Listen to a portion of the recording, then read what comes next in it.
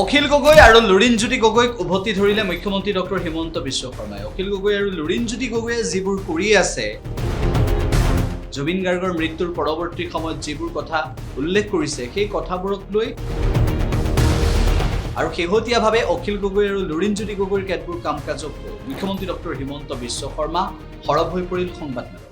অখিল আৰু লুৰিণে দুটা পইণ্ট নিজৰ ভিতৰত বাছি লৈছে যে উলিয়ালে তই কবি কিয় উলিয়ালে আৰু নুলিয়ালে তই কবি কিয় নুলিয়ালে বুলি।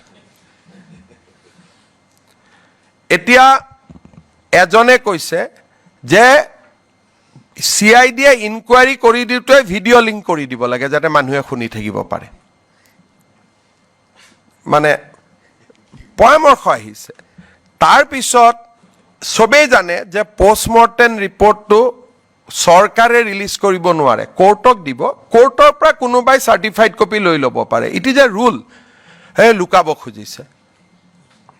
আকৌ যেতিয়া গ্ৰাউণ্ড অফ এৰেষ্ট যিটো আমি দিবই লাগিব, এইটো হ'ল আইনৰ ধাৰা যে যেতিয়া এজন মানুহক গ্ৰেপ্তাৰ কৰা হয়, গ্ৰেপ্তাৰৰ কাৰণখিনি আমি ফেমিলিক দিবই লাগিব লিখিতভাৱে।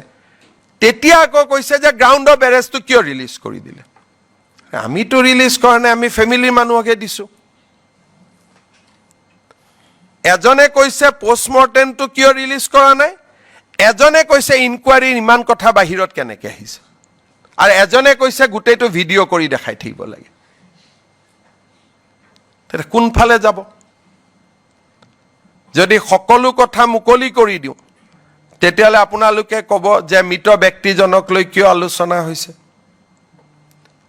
কাৰণ ইনভেষ্টিগেশ্যনততো কথা বতৰাবিলাকতো পূৰা খোলা খুলিকৈ মানুহজনে ক'ব লাগিব। আকৌ যদি নিদিওঁ কয় চৰকাৰে লুকাইছে। সেইকাৰণে এই ইনভেষ্টিগেশ্যনটোক পুলিচৰ ওপৰত বিশ্বাস কৰিব লাগিব, জাষ্টিছ সৌমিত্ৰ শইকীয়াৰ ওপৰত বিশ্বাস কৰিব লাগিব। তেতিয়া তাক আমি গৈ এটা লক্ষ্যত পামগৈ। কিন্তু যদি মেডিয়া আৰু পাব্লিকে এইটো চলাই থাকিব খোজে, এইটোতো কোনোফালে নোলাবগৈ। এতিয়া বিপদটো হৈছে এইটো। আৰু কেতিয়াবা আপোনালোকে অখিল আৰু লুৰিণক জুবিনৰ হৈ চিন্তা কৰা দেখিছিল নেকি? লুৰিণজ্যোতি গগৈৰ ওপৰত জুবিনে যিকেইটা কমেণ্ট দি থৈ গৈছে, তাৰ পিছততো তেওঁ নিজেই দূৰত থাকিব লাগে। কি কৈছিল? ফটুৱা পাৰ্টি বুলি কৈছিল ন বিজুছ?